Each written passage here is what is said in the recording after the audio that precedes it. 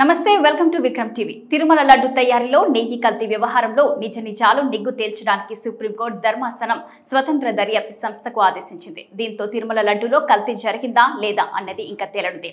5 స్వతంత్ర సభ్యులతో కూడిన దర్యాప్తు చేయాలని తేలింది. సిబిఐ నుంచి 2 అధికారులు, రాష్ట్ర ప్రభుత్వం నుంచి 2 పోలీసు అధికారులు, ఫుడ్ సేఫ్టీ కార్యాలయం నుంచి ఒకరు ఈ దర్యాప్తు చేయనున్నారు. సిబిఐ డైరెక్టర్ 2 అధికారులను నియమించనున్నారు. ఈ దర్యాప్తునకు ఎలాంటి నిర్దిష్ట సమయం సుప్రీంకోర్టు సూచించలేదు.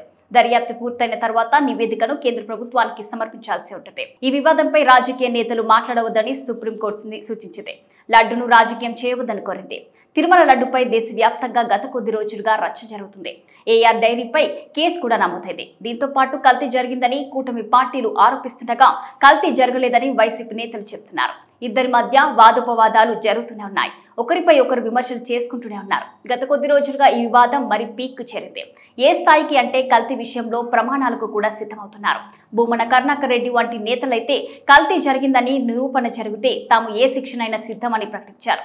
కల్తీ జరిగినట్లు తిరుమల వెంకటేశ్వర స్వామి సన్నిధిలో ఆయన ప్రమాణం కూడా చేశారు. 1 రూపాయిని కూడా టీటీడీ నుంచి తాము దారి మళ్లించలేదని చెప్పారు. మరోవైపు నారా లోకేష్ కూడా ప్రమాణానికి తాను సిద్ధమని ప్రకటించారు. నిన్న జనసేనాని పవన్ కళ్యాణ్ కూడా కల్తీ జరిగిందని తేల్చేశారు. దీంతో వివాదానికి త్వరగా చెక్ పెట్టాలని కోట్లాది మంది భక్తులు కోరుకుంటున్నారు. సిబిఐ డైరెక్టర్ ప్రవీణ్ సూద్ పర్యవేక్షణలో ఈ దర్యాప్తు జరగనుంది. నిజంగా లడ్డు తయారీలో కల్తీ జరిగిందా లేదా అన్నది ఈ దర్యాప్తులో ఖచ్చితంగా తేలనుంది.